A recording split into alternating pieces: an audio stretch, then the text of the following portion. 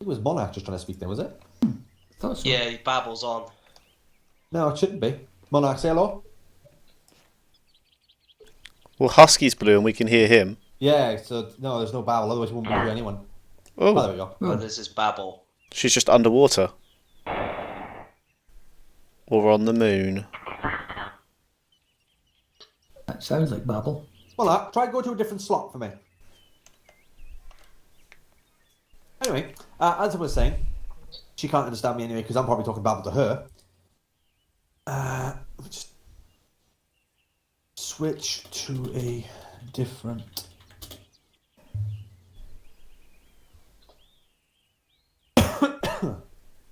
Fine. I don't know why that particular one's on. Anyway, right. So this session's all about sort of communication and leadership. Okay, and it's mainly involving squad leaders. Got it. There we are. Mainly involving squad leaders and second ICs in this one, okay? But also it'll help everyone out because it's about how we sort of speak to one another in an op, and how I'm really pushing the idea. Well, both me and with pushing the idea, you lead by example, in an op, and that sort of thing. Okay, so the group will be broken up into equal parts. One group will go with Riff, one group will go with me.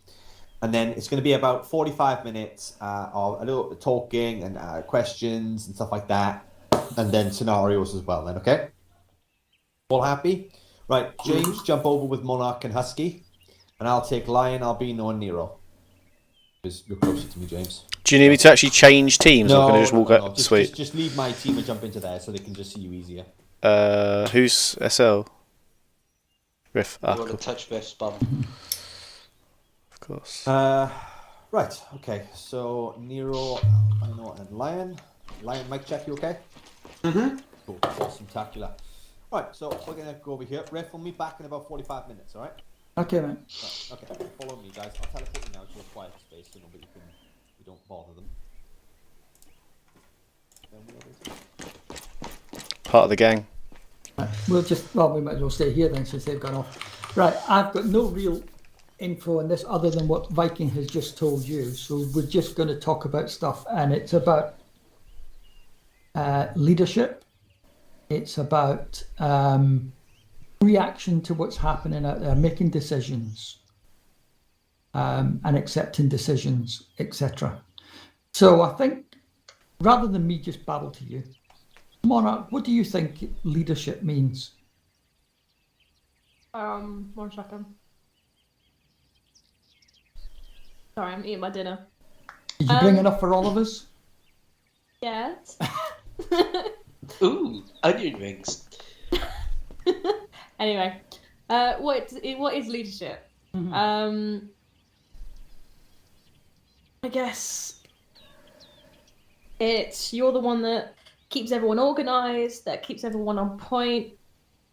Yeah. Showing by example how you'd like them to behave and trying to keep order in the group at the same time. Yeah.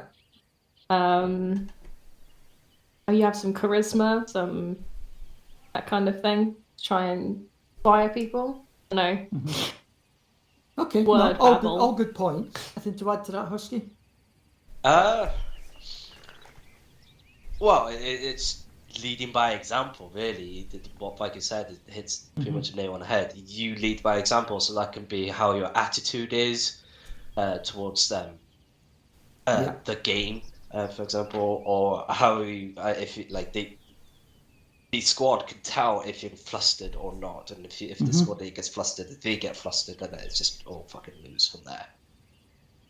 Yeah. Anything you'd like to add to that, James? You make a decision. You show patience and understanding to those around you. Generally have foresight and planning where possible. And also you listen when it's appropriate to listen. Yeah. That is a biggie. I think the one as well is about inspiring and leading by example. That's another biggie. Consistency wasn't mentioned, but that's a big one. Your squad, if you're different moods, different days, you get flustered in an op and whatever, and you change how you do things, that throws your whole squad out of kilter. They expect the person at the front to be consistent in whatever they do. I think that's the best one that's been said.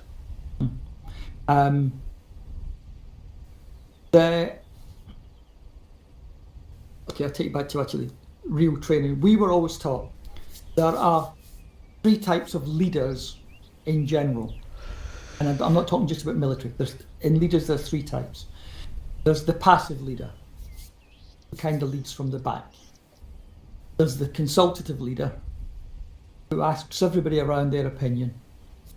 And then there's a dictator. And everybody always looks at that as being the bad one. But actually, you should look at it more about situational, what the situation demands. Now, in the military, there is no room for the passive leader. That's just a no-no. We were always told that's it. There is no leading from the back. Right? Consultative leader, yes. And probably 80% of the time, you act as a consultative leader. So, when you've got time planning an op or whatever, you'll ask your fire team leads, or you ask others around you. Right, this is our target, whatever. You guys think, and that's fine. That's fine. But that's only really when you've got time. And ultimately, you always have to remember as well, although you're being consultative, it's not a fucking democracy. You know, Yeah, so five of them might say, you know, if you've asked 6 people, 4 of them might say, I think we should do this, and 2 others might say, well, we think we should do that. It doesn't mean the 4 wins. You've still got to make the decision. Actually, you know what? Those 2 guys are right, and I'm going that way. Yeah. Right. So it is always your decision. The consultative leader is not giving away any of his power or her power.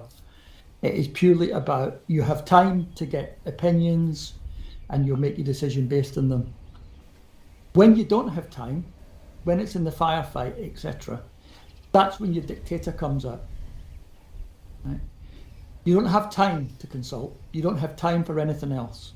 It's time for the squad leader to step up, tell them what's to be done, insist that's what's being done immediately, with no fudging around, no slacking off. You know, we're going to do this, we're going to do it now, and we're going to do it as a group. Off we go.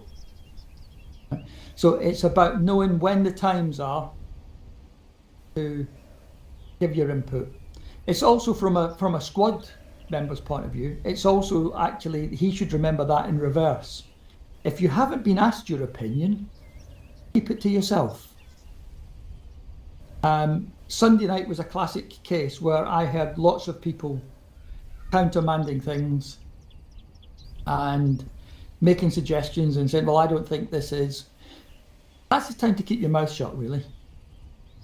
You know, if you really think that a squad leader got it wrong, that's fine. Leave it for the feedback at the end. And just say, you know, we should have done this or we should have done that. It's easy to say, and it's not so easy to do. Especially if you've been squad leader and you're now, I don't know, a humble rifleman and you see something completely wrong. And I'm as guilty of that as anybody. And I did it on Sunday night, actually, where I completely ignored what I was told by you, James. I can tell you my reasons for that. Was it crossing the water? No. Oh, I don't know what you're on about then, in that case. You remember when, just after DJ had hit the aircraft with the... Yeah. I was like, wait where you are, I'll come back. And I called out that there was, initially an APC heading towards it across open ground. And then there was a second APC joined it. And your order was fall back to the barns. Right? Yes. And I'm going to touch on this later anyway. And this is part of it. I'm kind of fudging between the leadership and the decisions thing, so you'll have to go with me in this. Right? On that particular one, the APCs are out in the open and we're behind a wall. There's a wall all the way along that roadway. Right? Falling behind the barns, what are we going to do behind the barns? We've got two vehicles bearing down on us, two vehicles with machine guns, who are out in the open currently. But once we're in the barns, where are they going to be? You know what I mean? This is when we're getting into the decision-making time of when it's a time to be cautious, when it's a time to be to get into cover. And I know our normal reaction to enemy fire is to get cover, but cover doesn't mean necessarily running away.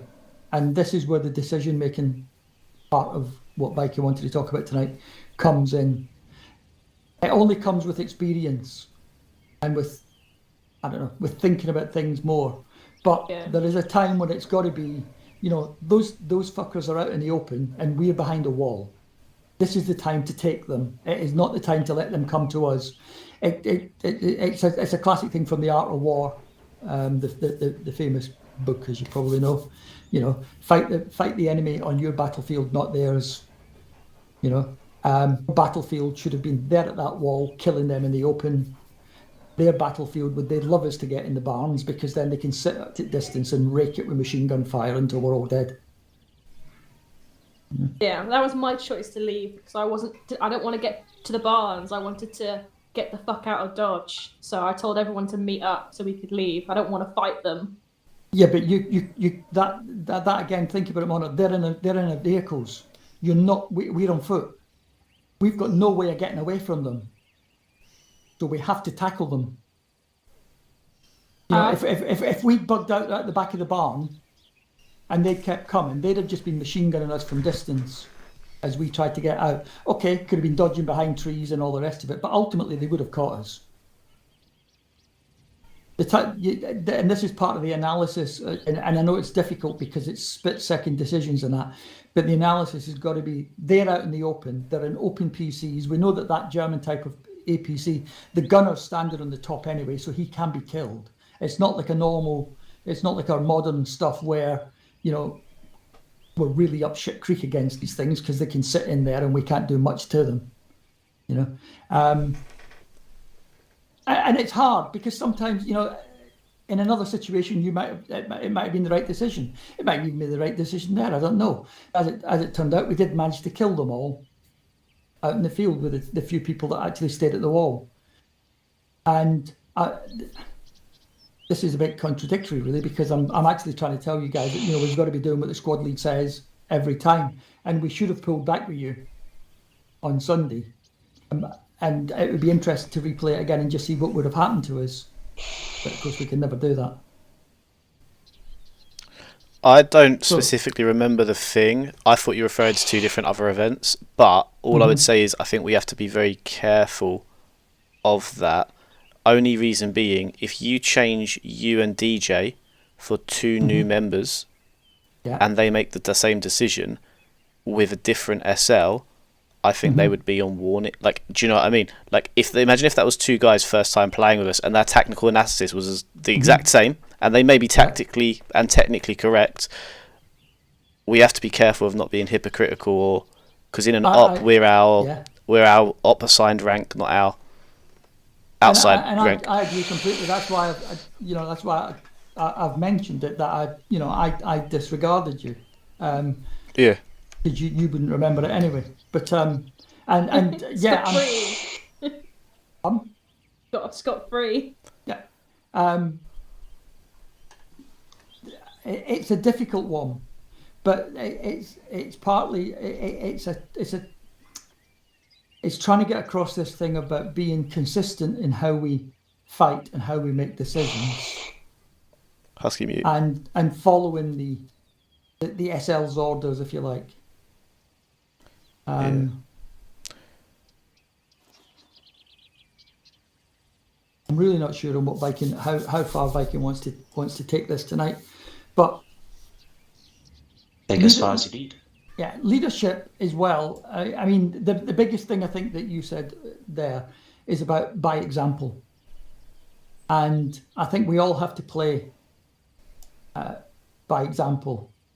So if, for example, and I'm not picking anybody out here, if as happened on Sunday nights, all of a sudden there's a whole discussion about when the STG 44 came out or the Geneva Convention was created and all the rest of it. If you as a squad leader gets involved in that discussion, then it's very hard for you then to say to everybody, shut up and listen. You know what I mean? Yeah. You know, you've got to try and maintain a level of how you want the squad to behave from the minute the game starts to it ends. That's the whole thing about the consistency. They need to know, they're comfortable if they know what to expect from you. They're not comfortable when they're not sure what leader they're going to get. You must have all seen these sort of war films where you get the arsehole in charge and all the rest of it. And the whole squad is kind of on tenterhooks all the time because they're not sure what squad leader they're going to get that day. Are they going to get the arsehole or the guy that's actually, well, he's all right, really? You know? And so consistency is one of the biggest things about it.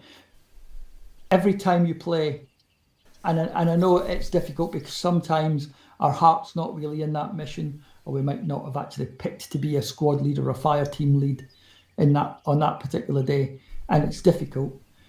But that's the time when you've just got to sort of knuckle down and think, right, I'm going to play my game. I'm going to play the game as I always do it, and you know, and bugger the rest. Because that's the way the squad will take to you.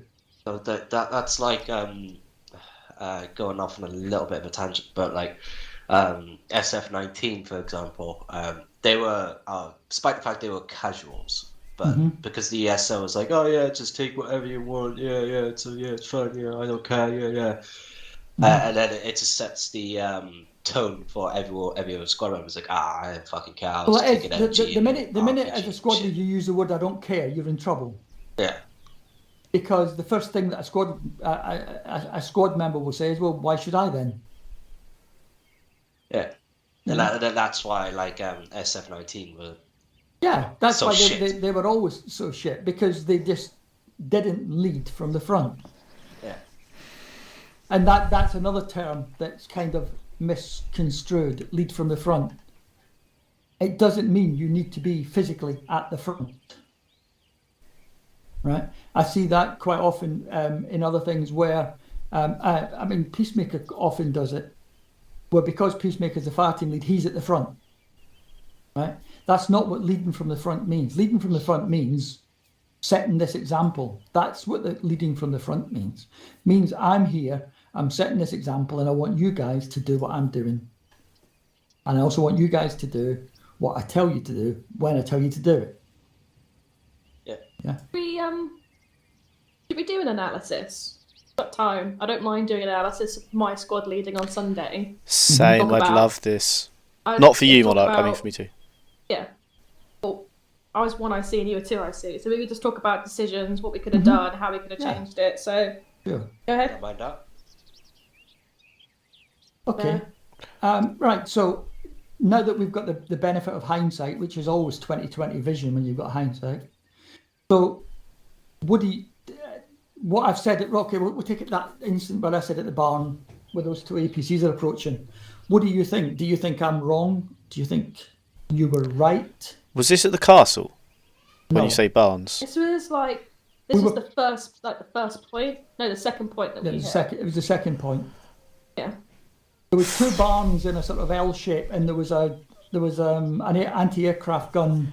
Oh, In yeah. the ground. Oh, Riff, yeah, I now exactly know what you're referring to. Yeah. And I can also tell you what my plan was when I said get behind the barns.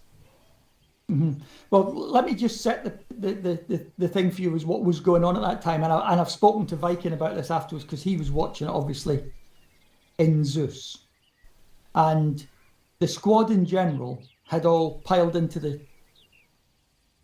take the two barns, if you like, which I think were there some enemy troops around the barns at the time. I think there was one or two, wasn't there, when we Yeah, there's a couple of squad, Yeah. and we were getting hit from the back as well. Yeah, so we'd taken the barns. And we actually had control of them then. And Viking said, I think there was myself, I think it was DJ, and I think Albino, who'd immediately gone out from the edge of the barns to the roadway and taken up position behind the wall, watching our sector. Right. And at that time, according to Viking, no one else was watching a sector. And then the APCs arrived. Now, luckily, they arrived on the side that we were in, and they came out across a hill. So I called out that initially there was one APC, and then a second one stood just after it. So that's the scenario. Yeah. So do you know what my decision was? Blue team regroup behind the barns. The reason was behind the barns was I gave the guys that arrived a plan of action. We were then moving. Let's just say, for example, we're standing on the 88 right now, Riff. I think the APCs were coming from somewhere over there. The arse end of the barns were over there. Say the other side of that wall. Once the guys were behind the wall with me, the plan was to move, let's say, west along the side, and we were going to take the AT guy and assault them from the flanks, basically, while they were shooting red team that were holding the barns. So we were going to get around them and take them out that way. That was the plan. There was a lot of cover, and there was another wall and I think some other buildings running that way. It would have let us get a decent firing position. So that was the plan. It wasn't to hold behind the barns or anything like that. It was regroup here quick so I can talk to you. Okay. But what about this? I mean, they were approaching fast. They were flat out coming over that hill. It would have got us out of the line of fire and allowed us to flank them. No matter how fast they were coming, we'd have been able to flank them and assault them. Either way, they died, but yeah. But we had radios though, James. So what I would have done is, if I was doing your plan, if I was you, instead of getting them to or huddle around the barn first, I would have told them over the radio: red, stay at barn. Old, blue, flank around west. Take out the APCs. The trouble is with a really long broadcast message is I can't move with the fire team unless all the fire team are with me. I can talk to them on the move and I can tell it on the radio. And also, we only had one radio channel for all those squads, and I didn't want to broadcast it. But it was basically busy. It was very busy. We needed 2 radio channels for that and a long range, but we didn't have long ranges. But yeah, that's I didn't want to clog up the radio channel with a really long broadcast and explain everything to everyone all at once, and then they decide to come over to me. It was come to me, we'll move and do it. That was the plan anyway. It doesn't matter. In which case, that's something that perhaps we've got to work on, is terminology. I didn't even notice it. Like, the thing is, it happened so fast, it wasn't like you disobeyed orders for half an hour. I said fall in. No. By the time I got 4 of my 6 together, the APCs were down. The time I noticed that it was... I think it was you, and I'm not sure else, went to the airfield, and I was like, guys, come back. I need you back here. Come back. Don't assault the airfield. SL doesn't want us to assault the airfield. Come back. But by that point, the airfield had been assaulted, and I was like, what the fuck is going on here? Well, I never heard the thing pull back. We weren't assaulting the airfield. Oh, no, but people arrived there without... We actually headed off because we were being engaged by that gun that we couldn't see somewhere in the woods. You remember that's that? A tangent. Yeah, but that's the one scenario. Then move on. Yeah, fair. But that one, we wanted to assault it as a squad, not bit part with 1 or 2 guys in case you go down. Then we're piecemeal. So going back to the one that we're talking about to start with, right? The barns. Perhaps we need to concentrate more then on the communication side of that, because for me as just a rifleman, hearing Monarch and Duke, like you say, it was complicated by the fact that we were all on one. Yeah, one net. Right, it just seemed to be run behind the barns, right? Which, okay, theoretically is what you wanted. Perhaps we need to look at how we phrase these sort of things and sort of say, okay, blue team, regroup behind the barns, because regroup. Yeah, regroup would have been. Makes a suggestion that I have a plan. Yeah. Yeah. Whereas run behind the barn sounds like, oh shit, run away, run away. Yeah, regroup would be the word I hoped I would have used, but I'm sure if I watch back, I'm sure I probably didn't. So perhaps that's something we need to look at for future for communication, is how, as a squad lead, we word these commands in such a way, not just about this particular maneuver or this particular incident, but also in how we word the commands to make sure that we leave it in no doubt, this is what we want you to do. You know what I mean? Yeah. Like I Because I said, think sometimes there's a wooliness, if you like, to how the commands are made, and I don't really think we've hit the proper middle ground yet, because I know when Viking takes over squad lead, for me, he's too much the other way sometimes. Well, to yeah. dictatorship. I feel like I Yeah, can't use initiative when there's certain. I'm yeah, not saying Viking specifically, but there are SLs where I feel like I yeah, can't use any initiative in an op, to the point yeah, where I can't even extend the line as the machine gunner to get a good firing position because I'm staring at a hill, and I can't yeah. crest the hill because I've been told to stay where I am. That goes too far the other way. Yeah.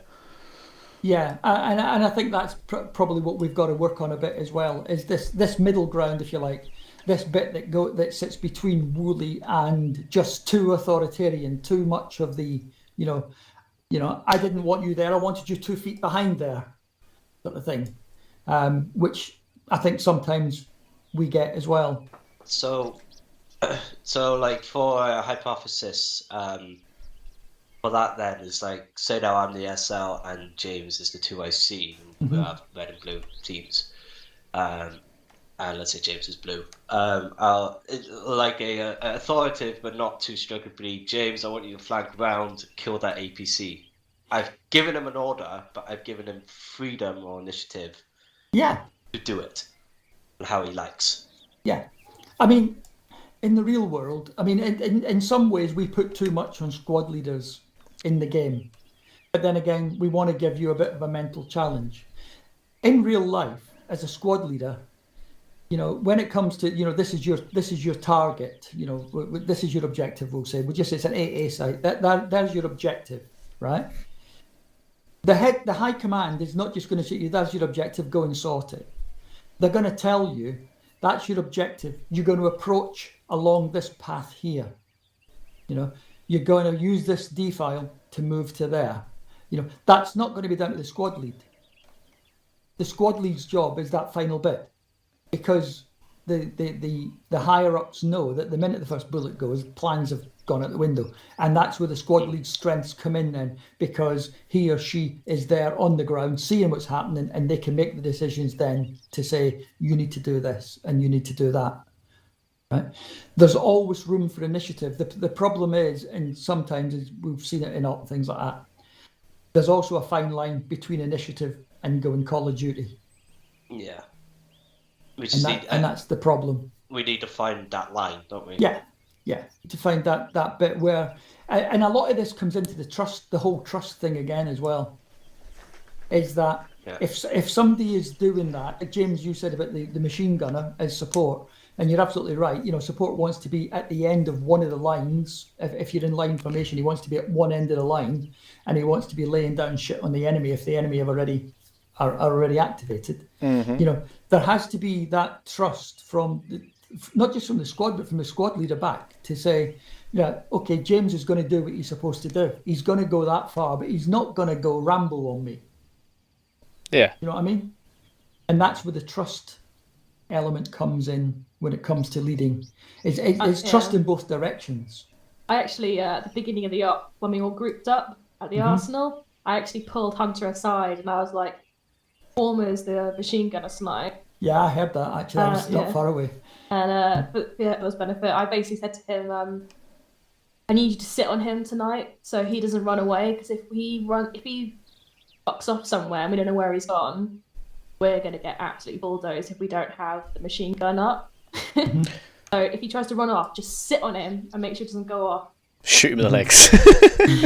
Tie him together with tourniquets. It was actually all right. Like, in my group, I didn't really have a problem with anybody. I think my problem, have an analysis of the thing overall, was the group was so massive and I would not have to SL through a group that large, especially in a really difficult op like World War II. So it all kind of just frayed at the edges, but I think the beginning was very controlled. Getting everybody through the first objective and then through the town, I think was very good. Getting DJ to navigate was a genius on my part. What was that? I mean, in hindsight, with the number of people we had on Sunday evening and the number of people we seem to be getting just now, actually there is a place for having a squad lead and 2 fire team leads. that's exactly what I think is semi-happening this week, and Yeah. it's really important. That could have happened on Sunday, really, because then you've got this. The squad leader is not so swamped with having to make the decisions, because you're having to make the decision for, if you like, your fire team and direct the other fire team. Whereas if you've got 2 fire team leads, your job is purely strategic, if you like. Yeah, it's like you've got a left hand and a right hand, and you can just throw them. Yeah, or and keep you just throw them and tell them, go and take that. Take that machine gun nest. You don't have to tell them, I want you to flank so-and-so and take it. You just tell them, you go and do that, and leave it to the fire team lead to decide, how am I going to take that machine gun nest or whatever. Yeah. I think this Sunday will feel like that, because Viking is doing something we used to do back in the day, which he's semi-being the captain, he's semi-being the SL, and he's got 2 squad leaders in Nero and myself, I think. I've seen his plan. And it is something like that. He is going to be captain. Again, if we had another 10 players, we could have a real one, but it is what it is, and it's gonna. I think that will help. So going back to Sunday, then, any other theories that you think you want to talk about, Monarch, that you think maybe we should have done different?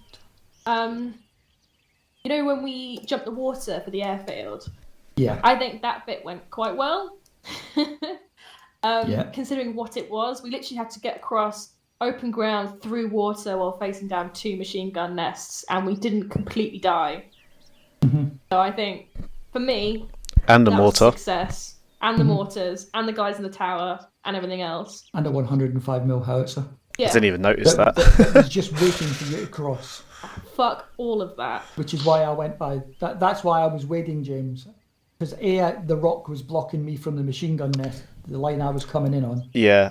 I saw that and assumed you were doing it for that reason, which is why I never... And B, I was thinking, if there's something behind the rocks, it is going to absolutely fuck us up. Someone actually semi-pulled you. I can't remember who it was. One of the guys went, oh, fuck, Riff's fucking off and leaving us. I went, it might be for a reason. That's that one. I guess there was a reason there. I was taking a pause. We had some defilade on the beach. I honestly, when I got to the rocks to find, there's nothing here in the end, and I couldn't quite fucking believe it when I looked over the rock, and there was a guy sitting on a 105mm just watching that gap that you guys were heading for. Yeah, we couldn't see it. It was well hidden. No. Oh yeah, he got it right up against the rocks at the back there. When it got dark, I couldn't find the fucking thing again. I was running around all over the place looking for it. When that tank appeared, I just couldn't find it. Yeah, I got it in the end. Yeah, I think that part went quite well, and it could have gone really horribly wrong. So I think I set that up pretty well. The bit afterwards, when we were in the castle and it was dark, I was like, well, firstly, I was unconscious for half of it because I kept getting shot. The other half, I was just sat here going, I literally cannot see. I have no idea where anybody is, who's fighting us, or what's going on. That bit. I'm actually quite surprised. Like, I didn't. People criticised that I wasn't talking enough then, but I was actually just trying not to panic myself because I had fuck all idea of what I was supposed to do. There's nothing you can do in pitch black. Everyone's going to sit in a hole and fight for their life. That's how this is going to work. But that's kind of what you have to do, and that's what you do in real life. And we were lucky we didn't suffer more friendly fire problems there, because when it was dark and when things like when the tank moved in and all the rest of it, people started running backwards and forwards. And when it's pitch dark, you can't do that. If you need to jump, you've got to be there in front. And anything that moves in, when it's dark like that, anything that moves in front of you, you kill it. I took a calculated risk to get on the 105, but other than that, I was just camped at a door and spraying after tanks tracers. But it paid off. So there's lots of things there we need to work on. But, right, Viking? All right. Yeah, so we just finished that conversation about leading by example and that sort of thing. Yeah. We were talking about how good we all are as SLs and how bad you all are at SLs, but yeah, each their own. Well, my guys... You'll find out on my guys, no, because he's Zeus and he'll make it easy for you now. Yeah, purposely pick on you. I tell you what, I'll be no Northern and Nero. Can you pick out one thing that I was talking about that is stuck to your mind? Death Star's overkill. That is true. Yeah. Okay. Especially Always call in the Royal Navy when you have the option to. All right, we're not talking about the objective. Right, Nero, come on. Don't forget that Hello Kitty is the best Oh. anime ever. Shall we go? We can go if you want, because I learned one I liked. Okay, for us, we did a breakdown and analysis of our squad leading on Sunday. Oh shit, you're actually doing this properly. The best one I took away we was actually did it consistency. properly, we did. Was my favourite one, but there were lots of good ones. Consistency as you as a person. That was my favourite one. We kind of had a four-way thing of breaking down what does a leader mean? What is a leader? And so we broke it down into things like consistency, example, etc. All right. That's what we were talking about. So guys, one of you say what I said. What makes a good leader? Right, that's on Nero. He's PMing them to say Why is it on me? consistency. Because I forgot. I literally just said it, guys. On. You need to make sure that in the serious moments the squad is being serious, but there needs to be room for downtime because we need to have fun. Okay, what I said, well, that is the one I actually said. What I said is about That knowing is what you who's said. in. It's about knowing who's in your squad and how they play.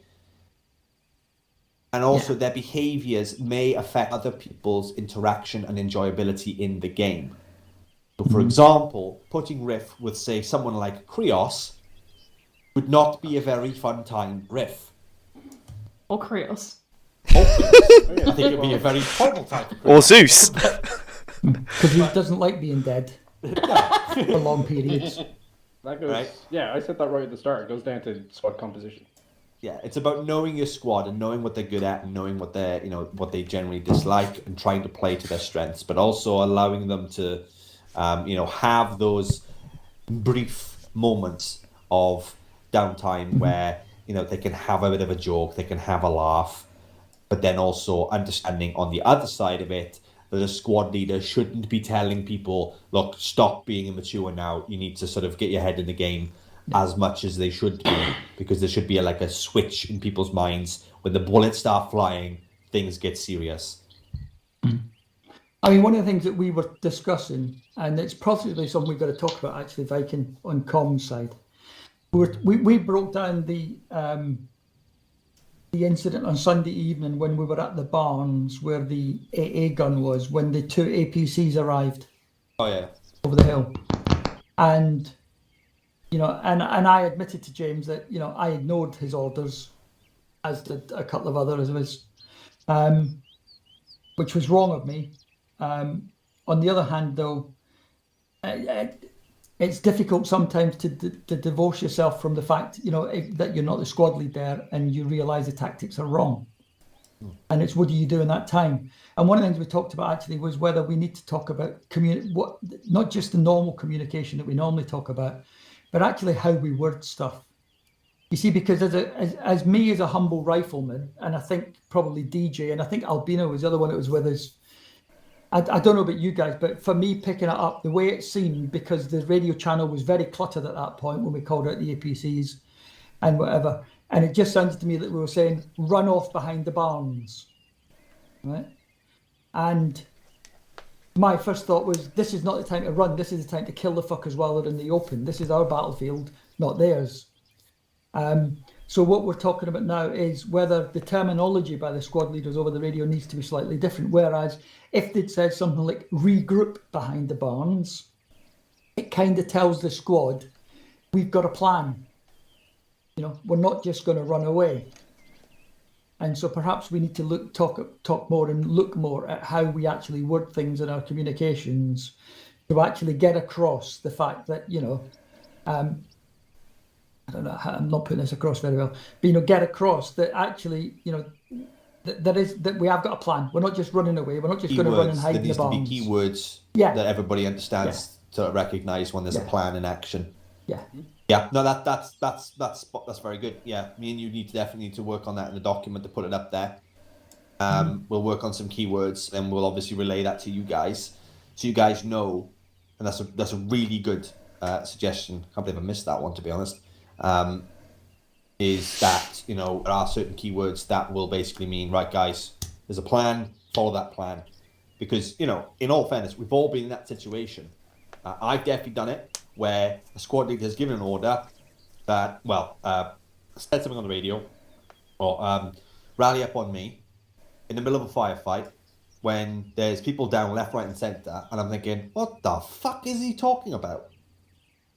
We're in a bit of a situation here, you know, and then I've gone, fucking idiot, and I've just done my own thing. You know, and that is wrong, because that is not leading by example. But on the other side of it, this would help a lot of issues. It would help improve confidence of squad leaders, definitely. Yeah. So they would be able to rely on the fact that they have said, right, I have said reorg on my point, or reorg behind a certain anchor point, or at a certain anchor point. And they've said reorg. That is a command. Everyone knows what reorg means. So, you know, everyone should then do it. So certain keywords, I mean, we'll have a look at that. Because for your example, Viking, if you are in a firefight, it's all going to shit. What if your SL does have a really good plan? That's the crux of it. Yeah. And that's why I just agree with you. Yeah, that's why we talked about the fact that this trust thing, trust within the squad, it's also trust of your squad leader and the trust of your squad leader in the squad. So, for example, as one of the things we talked about from a previous op some time ago, where James talked about the fact that in some ops he doesn't, because of the way that the squad lead is, you don't even want to step out of line. There's no room for initiative, and actually there always has to be room for some initiative, but it's finding that line that is set somewhere between initiative and Call of Duty. Oh yeah, when you go Ramboing off. So, for example, in the thing that James was saying, he was told wait there, but he was the machine gunner. It was this when really everything in him said I should be at the end of the line, laying down, suppressing fire. Bang, bang, bang, but I wasn't allowed to go bang, bang, bang. For example, it's strange. So it's having that trust from a squad leader perspective, having that trust in your squad that if you see a guy veering off slightly offline for whatever, he's doing it for a reason, and he's not doing it because he's just going to go Rambo on you. Can you remember the op that happened in, James? It was ages ago, but I can message you after. But yeah, okay. If you want. It wasn't as silly as that. It was a little bit further apart than that to that. It's fine. I mean, it was. The thing is I full-heartedly agree with you. I mean, my squadding has definitely changed. Definitely. In the regards of before, I was very much do what you're told. If you don't do exactly what I say, what? Dictator. Yeah, we've been talking about types of leaders. That's why we're going dictator, passive, and consultative. Yeah, pretty much spot on. But recently, my squad leading has changed to be a lot more open. So, for example, I will always sort of give them an objective they need to keep in mind, and I'll give them sort of a general route that we're supposed to go and follow. But I'll always give them the option, right, when we get in, I want everyone to stick and get stuck in, straight in with it. I want, I've always said to people, well, not always, but now I've said to people to take initiative. If you see something, go for it. Like, for example, AT. If they see an MBT coming over the hill, don't wait for me to give you permission to fire on it. If there's a firefight going off, there's a good chance that MBT is either reactionary or a QRF or something like that. Don't go for it. Same as an automatic rifle. If there's a position opened up, a fortified position or a cluster of enemies, basically providing a supporting fire, suppressive fire on the enemy side, MG open up. If the squad, Sector 2 IC wants to take a small squad in and flank her out and hit them, if we're getting pinned down or you're worried about getting boxed off, do it. Tell me. And I'm fine with that. I don't mind. I think some squad leads, personally for myself, when I'm going to squad lead, I'm not like, they're not a babysitter. You need to be able to think outside the box a little bit and think for yourself. Not going to, no one's going to micromanage you. There's no time for that. It's like, if we're getting shot at by an MBT, they're not going to try and go around to everyone and say, what do you do? There's no time. You can't react. No, agreed. But the thing with micromanaging is normally a lack of trust. Yeah. That's generally why people micromanage. They don't believe the other person can do the job as well as they're expecting it to be done, and that's what causes that. I mean, when we were sort of dissecting Sunday nights up, and for us actually thinking about how many people we had last Sunday night's op, was a classic one that should have had a squad lead and 2 fire team leads. Because we had enough people to do that, and it takes the pressure off the squad lead and allows them to concentrate purely on the strategic and tactical side of things, and let the fire team leads actually work out the nitty-gritty of how we're going to fuck up that machine gun post or whatever. Ironically, that's a lesson that I learned from last. So this operation comes Sunday. Now I will actually be in the squads with you. I will be the general person who leads both fire teams, blue and yellow. But then the fire team leaders, or they're called the SLs, but they're the fire team leaders. They will then be issued objectives that they will then go and hit, and then come back to the real point. Yeah.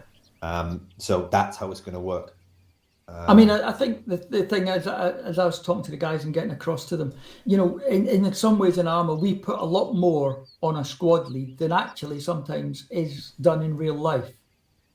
Because if you take, I don't know, we'll take a scenario where you've given them Objective A. Objective A is an AA site. Now, generally in Arma, that's all as a Zeus. That's the briefing at the beginning. You've got an AA site there, you've got to take it out.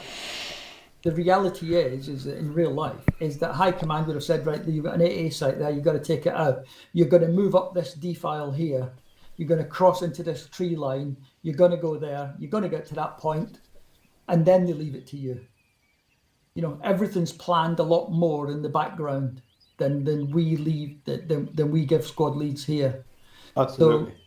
So we have to sort of applaud the squad leads for actually taking that on, because they're doing a lot more than probably they'd have to do in real life. Yeah. Squad leading in a lot less difficult time actually as well, because that's the other thing. You know, you get the briefing and it's, you know, right, you've got 5 minutes, guys, and then we're going. You know, the reality is, the squad lead would be told, right, tomorrow you're going to go to so-and-so and do this and do that, right? So the squad lead would have a whole evening to sit and pore over the maps and look at it and think, where's the gullies, where's the defiles, where's the rivers, where's tree lines, and all the rest of it. You know, we give the squad lead 5 minutes to get that level of knowledge. Yeah, no, I agree with you. Squad leading is a very thankless job a lot of the time, and there's a lot of pressure and emphasis put on the squad leader. And that's what I was telling the other guys as well. A squad leader, you know, essentially can make or break an objective or a mission or an op based on, you know, the way they're feeling at that time, the way they conduct themselves, that sort of thing. If they conduct themselves really well, they'll get a pat on the back and go, yeah, really well done, good, move on. If they get it wrong, there's absolute hell. Yeah. And we were talking about that actually, with the fact that, you know, that there are going to be times when you end up as a squad lead, when the particular type of op is not your jam, or you've had a bit of a rough day, or you weren't expecting to be the squad lead, etc. But you have to try and be consistent. You know, the squad lead that you are this Sunday should be the same squad lead you are next Sunday when it is your jam and it's your favourite op and you've had a nice restful day, because the squad will react better to you if they know what they're going to get.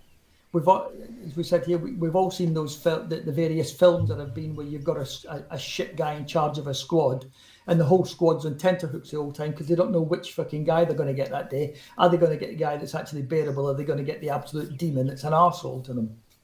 Right? And that's how a squad becomes unsettled and not sure of themselves, and then they start doubting what they're actually doing.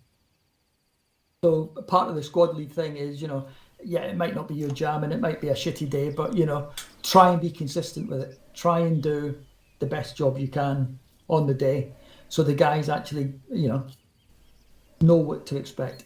And that's all you can do, guys. If you're a squad leader or in any position of leadership, if you're a medic, you know, it doesn't have to be squad leading as a role per se. It can be any role that you choose. You know, all you can do is the best that you can do. And specifically me and Riff, when this group was created and we developed the rules and we developed the way that we wanted this group to be run and the feeling and the sort of, you know, the operations and stuff, we did not want a group that was 100% perfect all the time, no flaws, zero, because that's not going to happen. It's never going to happen. Unless you're airwing. Always, you are? Unless you're airwing. Yeah. I don't know, mate. My record for that driving test is looking pretty thin so far. But you are going to make mistakes, and that is perfectly fine. That's why we do training, to help in dealing with those mistakes, and dealing with them in an operation is part and parcel. And it's also part of the fun. Don't forget that, guys. If an op went absolutely perfectly, you would fire maybe about 5 shots each, and then you would be in and out in less than 30 minutes. Because let's not beat around the bush now. The amount of enemies that you guys kill in an operation is completely unrealistic. Completely. Mm-hmm. I mean, if I throw tanks at you, you will destroy about 20 tanks, 5 aircraft, 100 infantry. That's half of fucking Czechoslovakia's army. Am I right in saying that the Bin Laden raid, for example, took 27 minutes? I think it was something like that. Yeah, it was under half an hour. Yeah, but with the Bin Laden raid that we did, you would biff back off, done in 5 minutes, and your helicopter got shot down. You would escape and evade, and all that. And that never happened. No, not really. I mean, so don't. Well, also the thing is, a bit like I said earlier about the planning side of things, our Bin Laden raid was, we think he's here, and it was then left to the squad lead to come up with a plan. Yeah, but which compound to go in? The real Bin Laden raid, you've got a whole fucking control centre standing there. They've planned this down to the nth degree. They probably know what type of lock is on the front gate and everything. Those guys are going in there knowing every inch of that. They've probably been shown 3D models of it for the last 5 days of everything to do with that compound. They probably went in that compound thinking it was almost like their own home. We don't get that in Arma. Mm. And I think having the slightly gone wrong hands in Arma, I think everyone enjoys that anyway once we pull through. It's like the bongo drums. And Monarch went down on top of the radio tower, and Viking tried to save her, and he fell to his death. Save me! To throw me off the building.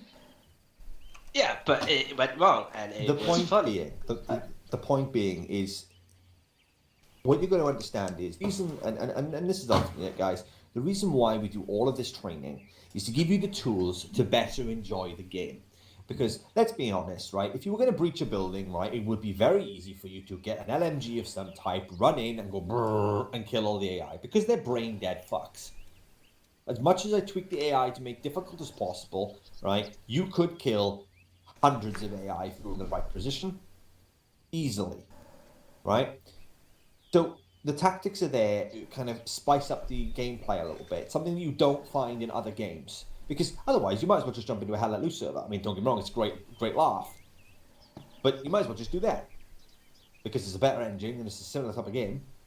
And this is another reason I think why, for example, PvP is such a huge, scary aspect to a lot of people. Because then tactics are something you really need to use because they're not AI anymore. But when you are playing in a group, you're not playing because you're getting money. You're not playing because you'll get thousands of women lining up at your door because you've got 100 kills in AI and Arma, with a pistol. I mean, I do, but that's just me. But, you won't get that. Right? So why do you do this training? Like, why do you do tactics? Why do you do working with units? Why do we do role training and stuff like that? It's to improve everybody's experience. To give you that sense of, wow, I pulled it off. I didn't fuck up. It's great. I really enjoyed that. And then it's also the experience of, oh my god, so we were in a staggered column going down the street. Then an RPG lit up across the end of the roof, shot the vehicle crew out. The turret got blown up, landed on Husky's leg. He's a cripple now. And Nero shit himself. Those sort of experiences is why we do the ops. Not because we're going to recreate the next special forces for the younger generation. Not because you get paid for it or because, you get, unlimited street cred. Because it's fun. People enjoy it. I think that's ultimately what it is. And also the big thing about training is it's not about making you the best player ever. As Viking said, no matter how good you are, everybody makes mistakes. What the training gives you is how to recover from that. Yeah. And also how to move on from it. And this is actually a good one for the squad leaders, actually, because yes, you will make a mistake, you will make a bad decision, and things might go wrong. right? But it's a bit like playing sport, you know. It's like being the forward that missed the absolute sitter in front of goal. You've got to be able to block that out of your mind and think, fuck it, new day, new minute, let's go, and move on from it. Later on, once you can sit and think about it and think, yeah, I should have done that. That's when you learn. But in the actual op, it's not. It's about time. Draw a line under it. Right, fucking kick off again. Here we go. And recover. Yeah, that's spot on. I'm pretty much done with my group now. Yeah. If you want to continue with yours, you're more than welcome to. No, I think we've covered most stuff. Unless you guys wanted to do anything else. It's up to you. Fly. No, I'm good. You good? We're good. Okay, awesome. Monarch, stay in the chat. I'm going to go through JTAC with you as well as James. Stay there. You two are held up for a minute. Bastard. Apart from that, the rest of you, thank you for jumping on. You are free to fuck it off and enjoy your evening. See you later, guys. See ya. Yeah. Okay, bye. Okay. Right. Let me go kill some really difficult bosses. Jesus Christ, I love those death sounds. Oh, there we go, there's another one. Oh, there's another one. Okay, right. Can you both hear me? Yeah. Brilliant. Okay, right. So, just to run through it very quickly, I have done the JTAC training for the air section. Okay, so Monarch, when you're free, like I said, there's no rush. Read over it, change anything you want to change, edit anything you want to change. It's there, maybe to give you some ideas and some points as well. There is a small amount of work I've asked you to do in regards to just putting up a diagram of a kill box and a map. Yep. That's it. That's all you need to do. Apart from that, tweak to your own specifications, okay? However, both of you at the moment have had experiences from the other side. Okay, so Monarch, you've got a lot of experience on JTAC on the ground. James, you've got a lot of experience of JTAC coordinating up in the sky. What I want to see you guys do is I want to see you reverse those roles. All right? So James, what I want you, next time there's JTAC, which there won't be because it's World War II for quite some time now, but... Dude, you can totally have that. What? You could totally have that. Call it a radio man. I know, but it's more difficult. You could have it if you hey guys. Also, do you know what? If you did a World War II pilot slot and I wasn't allowed to take it, I'd never forgive you. So don't. Well, exactly, and also as well, I got Spitfires to work as well. So, right. I've flown one of them in real life. Right, James, that's brilliant. But let me just finish this first. What I want you guys to do is change it around. Okay, get out your comfort zones. All right. So Monarch, I know you think that you can't fly very well, or you can fly to a basic degree. I want you to ask James, right, when you're free or whatever, take you through some air training. All right. Nothing fancy. Just reinforce the skills you've got. Keep it to the basics. And then what I want you to do, Monarch, is in training, or quote unquote, when you have those training sessions, which are not training sessions at the moment until all the stuff are done, when you're happy with it. All right, James. Monarch is going to take you through JTACing on the ground. All right. The way I see it at the moment, okay, and this will help both of you, is this will equal up the scales. All right. So at the moment, they're very unequal scales. This will equal them out a bit. This will help both of you. It's the same thing with me and Riff. Okay. So when it's CQB and stuff like that, Riff didn't really do much about that until basically I went through it with him and he started learning it, and now he obviously knows more than me. Right. But also, as well as communication was very him and not me. But then I've learned from him and it's brought me up to reasonable levels. So I can then teach it, all right? So that's what you guys need to do. It's the same conversation I'm going to have with the Husky and DJ, all right, with different aspects. Last question I wanted to bring up with you guys is, did you want your air section open? No. You don't want your air section open, no? We haven't finished the exam. I could build that exam if we know what the mod list is. I'm happy to build it, or Monarch can build it. Either or. Right, okay. I'm very sorry for coming off if I'm going to come off a little bit aggressive, and I don't mean to come across. I don't know what you mean by what is the mod list. The mod list is not going to matter, James. Okay, no problem then. Is there a problem with the mod list? Because if No. it is, I need to know. No. Okay, cool. Right, because I thought there was a problem with the mod list then, and I was like, well, hang on a minute. I kind of need to know if you guys can't do your job. I need to change the mod list to make it work. Right, okay, cool. If there is any problem with the mod list or anything like that, just need to let me know, okay? There is not. Okay, cool, right, fine. Oh shit, I'm it'll recording always this. It's fine. It'll always be the V4 mod list.